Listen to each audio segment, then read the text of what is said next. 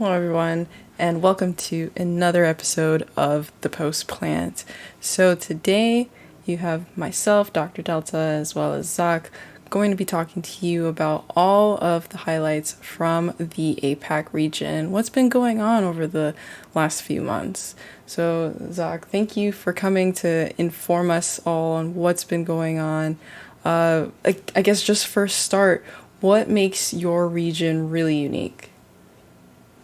I think there are a lot of countries that come under APAC, so you often have teams from different countries. I think a lot of the teams in the top five right now are all from different places, and I think this year you've actually started seeing teams forming like multinational rosters as well. That's pretty good, and at least that's regarding the teams. Apart from that, when it comes to the format as well, I think we do have this really cool mentorship program for both players as well as talents in the region, and it's also multi lingual. So I think there's an English program, there's a Thai program. It's also there in Bahasa, which is spoken in Indonesia, I believe, if I'm not wrong. So that's something that's pretty unique, I think, when it comes to APAC. That's really cool. So, my understanding, so it's a talent and a player program for mentorship and in multiple languages. Yeah, Wow, exactly. Yeah, it's really good. that's really cool. And this isn't the first time they've done it, right? I feel like they've been doing it for a while now. I think this 2022 was the first year that they really introduced it. Mm, And at least to my knowledge, the talent mentorship definitely only came out this year. And I think the player mentorship came out this year as well, if I'm not wrong. But there have been two batches. So right now for the player mentorship mm. anyway, we're on the second batch, the second intake of players right now. The first have successfully graduated, so as to speak. In fact, I think I was the caster for that particular show match, so that was really fun to do. Nice. Wait, so you are a product of the program? Yeah, Oh, that's I, so I cool. am. Okay. So definitely the program's working then. That's cool to see.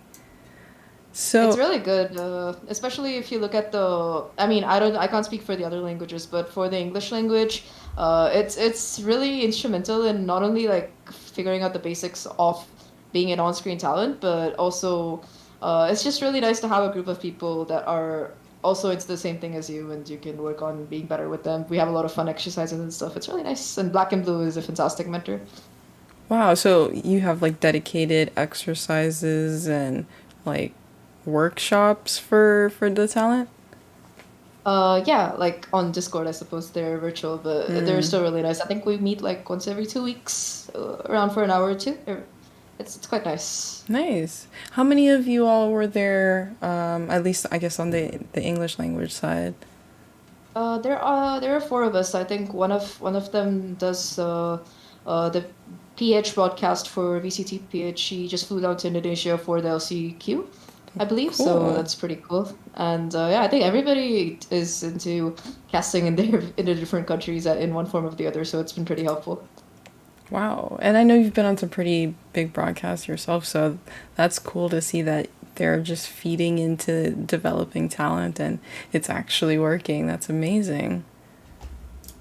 It does. I think for the official VCT as well, they've been depending on like your performance in the program and just overall, they've like been willing to give mentors shots at really getting into the industry, and that's nice because it's quite hard for new talent to break ground into these kind of established circles. So the fact that there is an avenue to do it, it's something that I really appreciate coming in from the organizers of SLS from Riot themselves. So investment in talent and then also investment in the players as well. And I believe APAC has an academy system as well. Yeah, I think it's very different from the one that you have over in NA there. For APAC, it's more like a playing ground for people to start out competitively.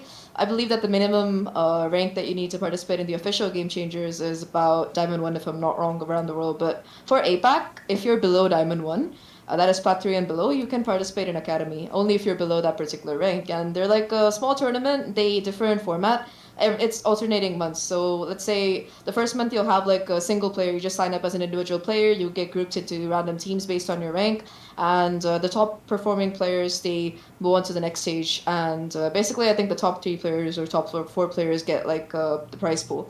And the next month it's like a team-based thing. So you sign up as a team, and top two or top three teams again they get the share of the prize pool. So it's pretty nice. It lets both individuals as well as teams like really test out how they're doing in their medal. I think recently we had like one or two teams qualify from the program. They managed to rank up, and I think they did quite decently in the Game Changers event, main event.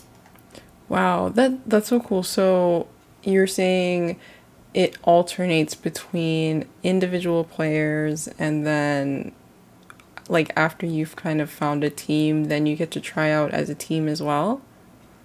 Yeah. How does the individual like portion work? Like how does it so the players are randomized to play then and then is it randomized throughout the whole tournament or is it randomized like for each stage? How does that work? It's just it's randomized for every match. I think the top performing players they move on to the next match. So it's I think there's like a point system behind it. So overall, the player with the most points, the top three players with the most points, they get the prize money here. So it because you also play multiple matches depending on your performance as you move on. It's you get to showcase your skill as well across different agents and stuff. So it's quite nice. There's a word for it. I forgot the word. I'm kicking myself right now for it. Okay, The format name. it sounds amazing regardless. So giving teams and players multiple opportunities to uh, get their skills and, like you said, progress into the main events.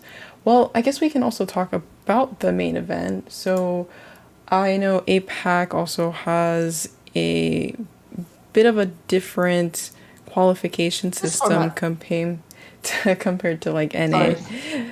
Ah, Swiss format, that's the word. Okay. Yeah, that's just, I'm so sorry. It just came to my mind. Yes, it's this format. Gotcha. Yeah, so with APAC, just a different kind of organization to the qualification system. So could you kind of walk us through how the stages are set up in APAC? So we basically have four opens, which are like open qualifiers. Anybody can participate. And these open qualifiers, you get points based on how you place. So if you place first, you get a certain number of points. It's kind of similar to how the Challenger circuit works in the main VCT around the world for EMEA and NA anyway. So yeah, so from these four opens, the top three teams with the most number of points, they move on to Elite. Which has 8 slots available. So if top three teams from open, the four opens points wise, they move on. And after that, you have overtime. And overtime, basically, the top 20 teams, apart from the top three from the opens, they get a chance to play for, I believe, 3 more slots for elite. So the teams that manage to make their way through the 2 upper brackets as well as 1 lower bracket, they get to qualify. So 3 slots from or 3 teams from overtime get to go to elite as well. And now there's a last chance qualifier, which is again open to everybody like the opens. Top 2 teams from here move on to elite, and elite is basically like. It's the top 8 teams from APAC that go off against each other, and I believe the first place gets to go to the international LAN in Berlin. So it's pretty big stakes for that tournament. Yeah, no, I would say big stakes. Every time I talk to any player in the game changer scene, that's like one of the things that's always mentioned, just trying to get a spot for the world championships and then also kind of in regret of how many slots there actually are available. So uh, big stakes indeed. So in terms of the points you mentioned, so like you were saying, the qualifiers were done with the open stages, and then so the top teams in the region get to go to open or go to overtime. So let me pull up the scores actually as well. I see. So just like you were saying, so open one, two, three, four, and then the top or the scores are kind of distributed based on what place they were able to get in the open. Okay. Yeah. Very, very interesting. Oh, and then Liquipedia did a nice color scheme for us to see which teams were able to make it into that overtime phase. Well, do you want to kind of introduce us to the teams that have made it? So I know that let's see, where is this thing? So for for the elite, you were saying that there's different ways to qualify, and so these are the teams that have qualified so far, right? Yeah. Okay. So if you could you kind of tell us what are the key things to know about the journey of each of these teams, and if there's anything key that we should know about them and looking out for them when they do compete in the elite competition? Sure, I'll be happy to. So, first of all, first team here is going to be Alter Ego, and I think that they're ranked third or fourth globally. I don't know if Brazil overtook them yet, but they are one of the top game changer teams, and they're very similar to both C9 White in that way that they've never ever lost any of these major matches. I think one time in the last Open they slipped down to the lower bracket, but apart from that, it's just been victory upon victory for Just them. They're wins. called the reigning, yeah, they're called the reigning queens of APAC for a reason, Lots of and green. lots of green. Yeah, I think the one time that they lost was in this recent Open, and that was to X10, who is another team that you should kind of watch out for. And they've been extremely consistent since like the Game Changer scene's inception in APAC. One thing that I was very pleasantly surprised about was that their IGL, she left in the beginning of the year. I believe her name is Tarathiel, and she left their roster. And I was kind of wondering as to how it's gonna go because she again, like when you lose your IGL and one of your main players, it's gonna be incredibly difficult for a team to maintain their top spot. But I think that their team manager of all players managed to step in and help them out. Iceberg, I think. So she plays insanely well as on sorry, not Iceberg, Napski, yeah. So she's their Sentinel player, and she's been fantastic with the entire roster. A really great team to watch out for, but there's been a little bit of a thing that's happened. One of their players has left. The reasons haven't been given by the organization, but Aureophilia, who is their controller player, she has left the team, and this is right before Elite. I think there's still a month left before Elite, so we should be hearing an announcement as to who is going to be their fifth player. There's a lot of talent on the scene, but that might shake up things a bit because before this event, I would have said that Alter Ego were going to be taking the slot to Berlin without much ado, but the fact that they've lost one of their major players right before the tournament, it's got to throw a spanner in the works. But they do still have their two star players. For Alter Ego, it's going to be Ineri, who is their primary duelist. She's insane on that jet. Sometimes she goes in for that raise as well. I think it's her Yeah, we clips that just are saw the playing. I can race. talk about it. 4K. Oh, for Yeah, another she's 4K. Okay. Oh, Ace. Okay. Cool. she's incredibly cracked. I think if you look at players around the world, she has one of the highest ACSs. And she's one of the major reasons why Alter Ego is so unstoppable. Like she's just so insane when it comes to aim, when it comes to mechanics. One of the best players on the scene. So Wow. yeah, and since Chamber came in, Ayumi's been there on that Chamber as well. So these two players make Alter Ego like if they're having a good day, you're not gonna get like double digits. You're not gonna get to double digits. That's how insane they are. Wow. Okay. Interesting. And I think what's also interesting is about the storyline in APAC is just like you said, it's possible that Alter Ego may not take the championship slot because of how the region's designed to have like this last hurrah to compete rather than just whoever has the top amount of circuit points. So there's still a chance for these teams to be able to make it. I like that quite a bit. It adds a little bit of excitement in the mix because Oh yeah. I know consistency is important, but there could be a lot of things in, that factors in play, like roster changes, and there might be a team just exponentially improved. And talking about exponential improvement, I think that does bring us to the second team here, which is Bren Esports Victress. So something about this list here of the six teams that have qualified so far. I think four of them were contenders last year as well during last year's VCT. Back then, it was just called it just came under FSL, but four of these teams they've been extremely consistent ever since Game Changers was announced, and that one of them is it is this particular team here, which is Bren Victress. I think they were called TCRIs, then they got picked up by Bren this year, and since they got picked up by an actual org, and I think they got a boot camp, they got like a lot of cool things. They've been really phenomenal to watch as well this particular year, and I'm really happy for how well they're performing. They're one of the few rosters that has like a six-woman roster, Oh, and yeah. yeah, so it's Chorley subs in. Chorley and Mikasi are usually the players that swap around. I usually, everybody else consistently plays. Like Zinni is their star chamber player. Alexi goes for the jet quite often. But I think depending on whether they want like a Raze, which Mikasi picks up quite often, or a Sage on Chorley, though Chorley also does like to go for that Neon on Fracture, they switch around with the roster. Maybe whoever's feeling themselves that day. I haven't been able to really work out a pattern apart from whatever I've mentioned as to which player plays in. But they've been a really, really consistent team. Throughout this year. They've played really well in most of their tournaments, and I think that they really only have trouble beating AECL as well as SMG, who is number three. So they're a team to kind of watch out for as well, and that's what I'm saying. Like the improvement that they've had in this last year, it's just exponential. They were pretty good last year as well, but they placed like sixth, and right now they're consistently top three or top five in most of the tournaments they play.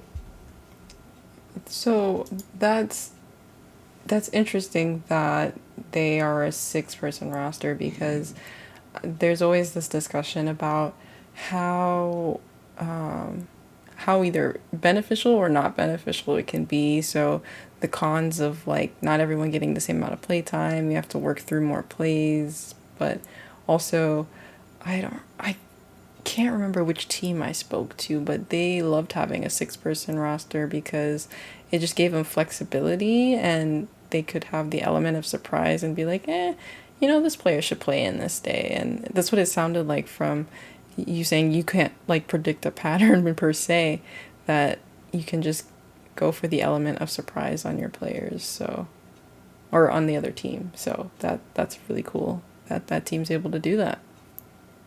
Yeah, I'm pretty happy that they've been running Twirly as well because I feel like when she's been playing more and more in the last few months, and she especially ever since Fracture came out, she's been like their star neon player most of the time. Sometimes they bring in Mikasi on the Raze if Twirly's not there or she's playing something else, but most of the time, whatever she's playing neon. She's one of my favorite players to watch on that particular agent. In BCT, so I get really hyped whenever I'm casting her matches. So yeah, it's super fun to watch. Nice, nice. Okay. What's next on our list?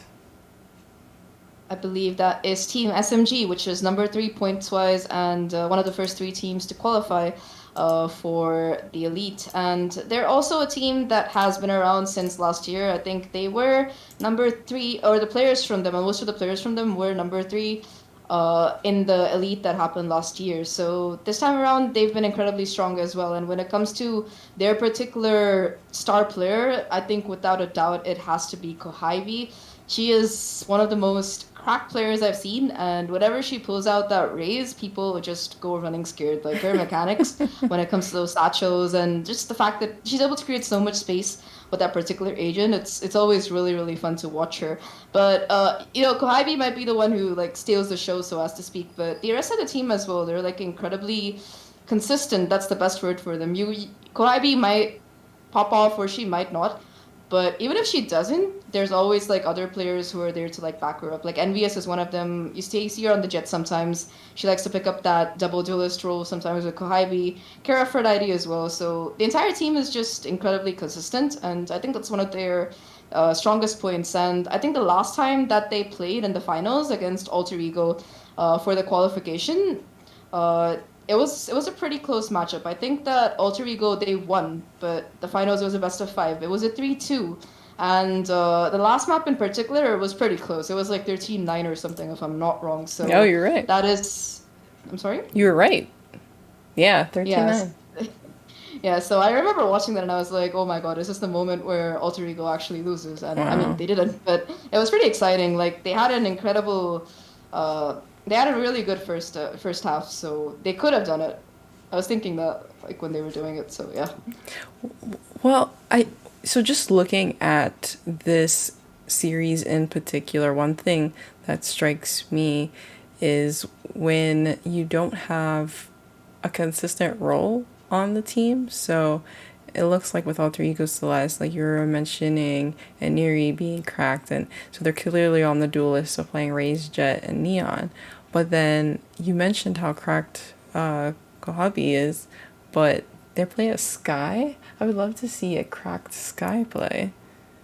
Her pop flashes are really scary. Like she just chains them and she goes ham. Like it's unbelievable. Like you'd expect. She also sets up Envious quite well because she usually picks up the Sky when Envious is on that jet. Jet. So Okay. she really helps in enabling Envious to be able to create space and get those first entries. So both of them are just a really really scary duo.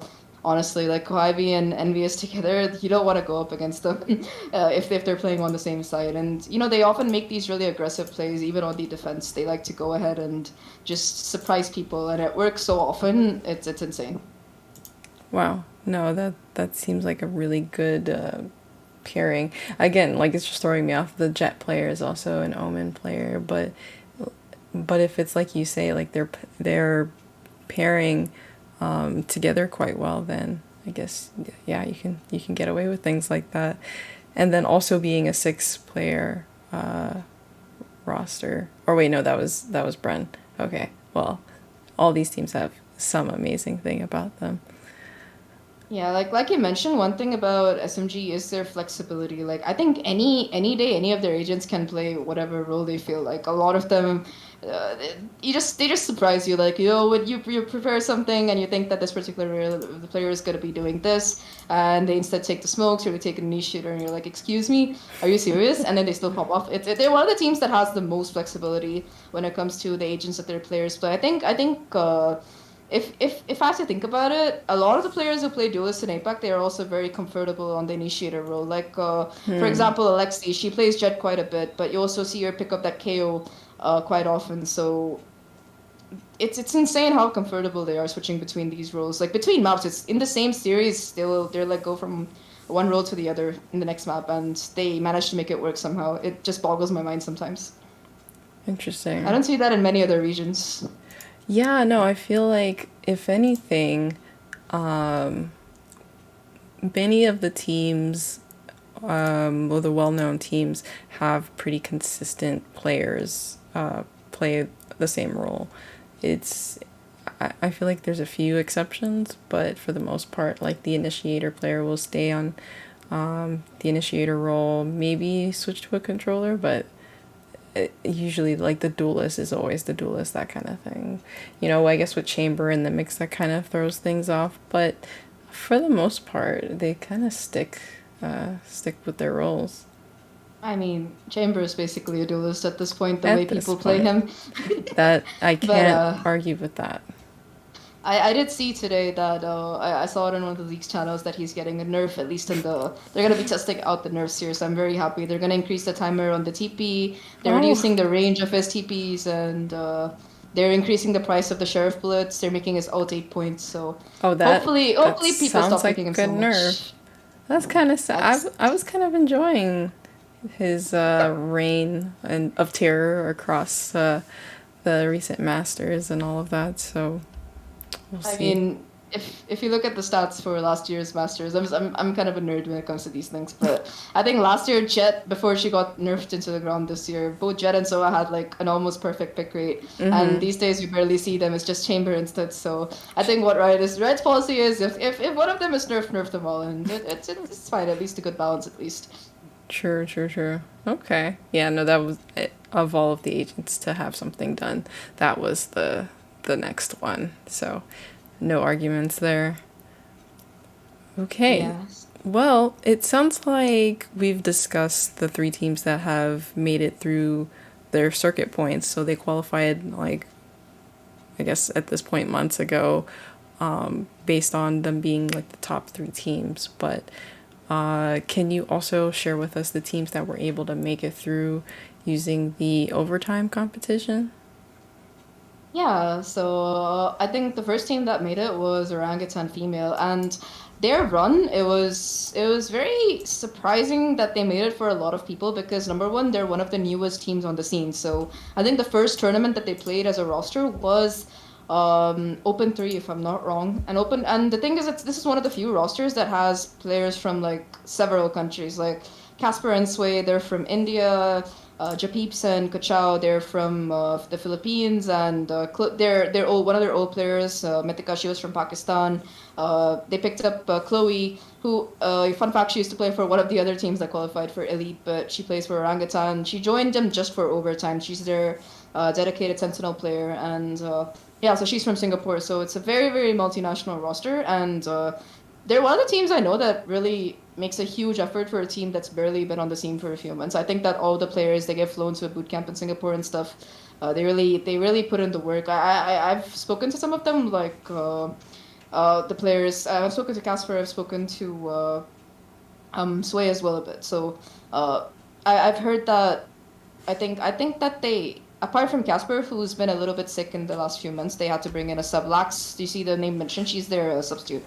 But apart from Casper, I don't think any of them have taken days off much. They're like they're a roster that really, really works hard, and it really shows because I think that you'd expect a team that's only been playing together for a few months to have some trouble qualifying, but they just basically stomped on the team that is number 4 when it comes to circuit points, and that's X10. So they had to go up against X10 for their qualification match in the overtime series, and everybody was kind of skeptical because X10, they're number 4. They're one of the teams they're the team that kicked Alter Ego into the lower bracket, and they've also been something to watch out for since like this particular. Since both last VCT Game Changers and this particular one. So X10 is one of those scarier teams, and people are kind of skeptical about OG's chances, but they 3-0'd them in a best of 5. And that first map that they played, I think they were down 1-11. They managed to take it to OT, and they won on that. So it was a really, really good match. And they've just proven to be one of the most strongest teams. You'd expect that when you have a multinational team, it's going to be difficult to find synergy and stuff, but they've been playing incredibly well, and it's even more amazing when you consider that their duelist player is also the IGL. It's very rare to see that. Yeah. Wow. So Sway, both on the Neon and the Jet, is their IGL. That's quite impressive. Yeah, and Chloe, of course, like this was the first time she was playing with that roster. She was just phenomenal, especially on that first map, which was Ascent. Like I said, she was one of the reasons that they really managed to make that comeback because on their defensive half, she just completely locked down the sights on that killjoy. Oh, wow. This is... It was... That's called a reverse sweep, if anything. Oh my goodness. It was an insane match. I think that there were 2 streams running for this particular qualifier, and I was casting the other set of matches, and in between I was like checking up the score. So I remember watching it, I was like, yeah, it's like 10-0 or something. I'm sorry, it's like 10-1. It's gonna be difficult. First match is gone, and then I finish, and then I go look at this, and I'm like, oh my god, they won that first match. Holy. 52-minute game. Yeah, no, that was a crawl back from the depths of the loss. Wow.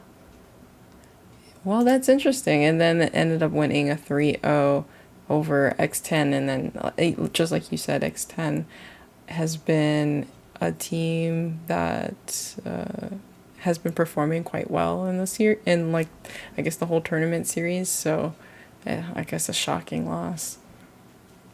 Yeah, nobody expected X10 to get 3-0. That's like C9.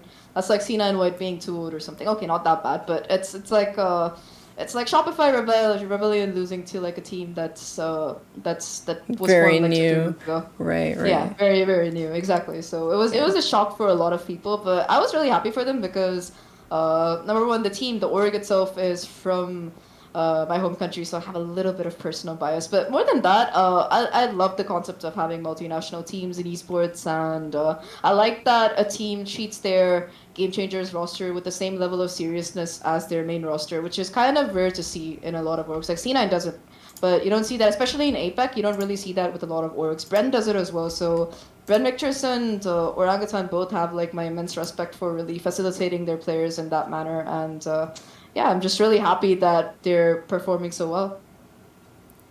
Wow. Well, that's good to hear. So Orangutan, I guess being the dark horse, not expected to have won that that series and have qualified. Let's see what is next on that list. So we have Nigma Galaxy female, right? Yeah, but I think Nigma Galaxy and ZOL Meraki. So ZOL Meraki in particular, uh, I think we'll talk about them first because I think they did qualify in the second upper bracket. So there were two upper bracket series, and basically like how the format goes. There are two upper brackets and one lower bracket. If you look at the thing, so there's no finals. It's just the two semifinalists who directly qualify. So yeah, Orangutan was the first and ZOL was the second. And ZOL Meraki, so I think the reason why they were really able to qualify this time was one of their recent pickups. So if you could go to their roster, they managed to get they signed someone called Lucidity who used to play for Sovereign, and she was one of their star players there. She was incredible. I think one time she was the sole reason why Sovereign managed to get a reverse sweep in Open 4, I think, against their struts. So a really, really incredible player. She usually plays the duelist and someone to watch out for. And they signed her just before overtime. So I was pretty excited to see how she was going to perform, and she was pretty fantastic. She managed to fit in with the rest of the team. And of course, again, this team, they have their own star power. Like Capricious, for example, she's quite insane on that chamber, especially since the agent came out. She's been really, really good. One of the stronger players, I believe, and it's just been very much of a pleasure to watch her. And of course, Mija and PT are both insane on the support. They usually go for the initiator roles, and it's a team that's again they're quite consistent. They usually place high, but they have trouble beating teams like Alter Ego, of course, and SMG and Bren. So these are the teams that they usually have trouble against, but the other teams they have they do quite well against. So the fact that they signed Lucidity, I realized that they're gonna be someone to watch out for in Elite as well as in overtime, and I'm really glad that they qualified because nobody was really banking on them qualifying. Everybody was thinking it's just gonna be Extend and the usual lot, but I'm glad that they made it through, and I'm really excited for them to make a mark hopefully in the upcoming series, so Elite series. But yeah, they're a really good roster, especially with the pickup of Lucidity. It's been quite nice to watch them in action. That's really interesting. Okay, so another team to watch out for in Elite. Let's see. So then the last team that has qualified for the Elite tournament is Nigma Galaxy female, right?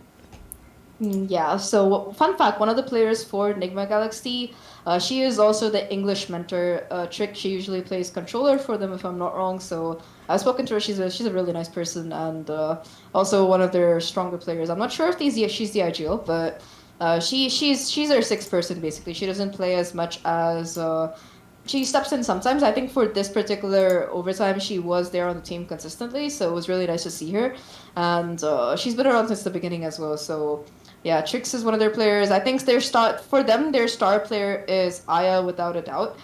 She's their jet most of the time, and she's pretty cracked. She does, I think, go in for other roles very, very rarely, but most of the time it's just the jet. And again, she can make or break around for them. I think one of the matches, I don't remember which particular one. I think it was one of the opens. She was on the jet and she had to clutch out a 1v4 to make sure that the game didn't end. It was an overtime round and it was like 13-12 or something, and she had to close out a 1v4 and she actually did it somehow. So yeah, one of the scarier players to watch out for. She is, and yeah, I think Aya definitely deserves a lot of credit. Aluka as well. Both of them are just really, really strong on their duelists. I think this is one of the teams that likes to go in for a double duelist quite often. So it's nice to watch. It's nice to watch their synergy going in. So yeah, one of the really cool teams, I think. And they've been around since last year's Elite as well. So I think last year they placed top 5. I'm not wrong. I have to go check because I don't remember the stats exactly from the Elite from last year. I think they were fourth. They were fourth, yes. So it's nice that they are coming back up because they've been struggling a little bit in the opens. I'm not sure exactly why, but the fact that they've still managed to nevertheless qualify before last chance, that's a good sign for them. Okay. And so it sounds like this is another 6-person roster, but one of the players it doesn't have as much playtime, but it is getting more playtime as time goes on as well. That's what it sounds like. Okay.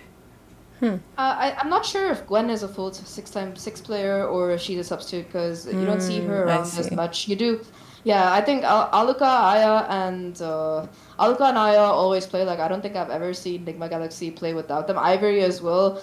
She is I think their controller slash. Most of the time I've seen her on the Omen, so her tricks going for the controller. So yeah, those three I usually see quite often. Hano as well, I've seen her pick up that chamber role quite a bit. But I think Gwen, Trix, and Hano, these are the three that usually shift around. Two out of these three play. So Trix has been playing more and more recently, which I'm happy about because she used to play full time last year around. So it's nice that she's able to like make her way back here. Interesting. Okay. Well, so we were able to talk about the teams that have already qualified, and I guess just to kind of to clarify how things are set up in APAC. So we have the 6 teams that qualified, and then 2 more can qualify via the last chance qualifier. So could you kind of explain a little bit more and expand on what you did earlier on what the last chance qualifier is and how it just plays into the overall circuit? Sure. So when it comes to LCQ, it's completely open. For overtime, I think that it was the top 20 teams who didn't make it through the circuit point to get a chance at it. It's closed. It's a closed qualifier as such. But last chance qualifier is just open to everybody, even if your roster formed like last week. As long as you register in time, you can still participate. So it's gonna be interesting to see how it's gonna go around. Top 2 teams from that qualify for Elite, so it's like a wild card. I think that last year round it was literally called a wild card round, I believe, for a team to get in. So this time they've decided to make it more formal and call it the LCQ. But the top 2 teams from here, they get a chance at it, and it could literally be anyone's game.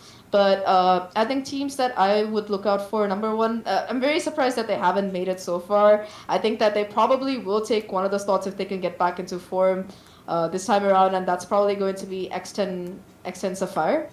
They've usually been incredibly consistent. I don't know what happened this particular time around during the overtime, but yeah, maybe losing that first map really threw them off their guard. Like, not to take anything away from Orangutan and how talented they are, but X10, even the fact that the point system, they barely didn't qualify. Like, if they had managed to win one more matchup, and if SMG hadn't made it to the final, odds are that they would have probably, like, they didn't make it out of groups, that's about it. If they'd made it through groups, they would have been able to qualify right there instead of SMG. So they've been looking a little bit not so good, but they've had a couple of months to practice and hopefully they can get themselves back into shape. So X10 is definitely one to watch out for. I believe that Arista, their roster, a lot of their key players, they've been picked up by a team called L Streak Female. So that is a team yeah, that's a team too that you really want to watch out for as well. I think during this overtime, they performed quite well. Right. I think they managed to win against Nigma Galaxy. They lost to Nigma Galaxy by like a very small margin. It went to all 5 maps and it was a really close series. So I think they're a team to watch out for as well. I think Sovereign, they've managed to make some new pickups, so they're a team that I'm excited to see how they're going to be performing this time around. And I think one more team that was really consistent last year was Big Sight. And this year they've been a bit on and off. So if they can somehow figure out what exactly to do so that they don't get messed up, that might be interesting. And I think the last team that was a thing last year, but again, they've been struggling this year, is Asteria. And they're one of the few teams that are from India. Most of the teams here in the APAC region, they're from SEA, so there are very few South Asian teams here. So Asteria and Orangutan are the two teams that I know of that really have a lot of players from South Asia in particular. So Asteria, they were pretty good last year. They managed to make it to the top 8 elite, and they did it decently there as well. So they've been struggling a lot because they lost. I think last year they had Casper signed and she left them to join Orangutan when Orangutan was formed. So they've really been struggling with having a consistent roster. So if they can manage to actually figure out a roster, it might be interesting to see if they have a shot at it because it is a wild card round sort of, so it could be literally anyone's game if you perform well enough. But yeah, I think these are my top contenders when it comes to who's going to probably qualify. I'd say it's going to be most likely X10 unless something goes horribly wrong for them. I think another team to watch out for is Tiamat. They're from the Vietnamese region, at least three of their players. They also have a Sri Lankan and someone from Dubai, if I'm not wrong. So yeah, that's a team that they picked up like two or three players in the last Open and during the overtime. So if they can build some synergy, they might be interesting. But I think my bets for overtime are probably going to be X10, Big Sight, and possibly L Streak. If because L Streak, like again, they're a roster that played together for the first time in overtime, and they put up a really good showing. So if they can keep up that kind of hard work, it will be interesting to see if they can qualify. Okay. Well, a lot to look out for. So the last chance qualifier, like you said, so many teams can apply, not just the ones that have been at the top of the leaderboard. So there could be even teams we we don't know about to Exactly. compete. So that makes it even more exciting. And so it looks like 48 teams are eligible, and so a grueling tournament to have the last two spots to make it into the elite tournament. And that's coming up real soon, right? So let's see, the 13th of August. So gonna have to take a look for that. Okay. Um, I think we can probably have like a we can probably catch up on a multi-regional thing as to see which teams are gonna be likely to make it through elites. I mean, who's gonna steal that top spot? So it should be pretty interesting. I'm really personally excited for this last chance qualifier because, like you mentioned, anybody could qualify, and if you manage to do enough anti-stratting or if you work hard enough, there's definitely a chance that you could be somebody to surprise the entire scene and take it on. So yeah, it's gonna be exciting. All right. Well, I'm looking forward to catching out the last chance qualifier, and then especially elite, because as we've been alluding to and talking about, it decides whoever gets to go to the championship in Berlin. So a lot to look out for in APAC.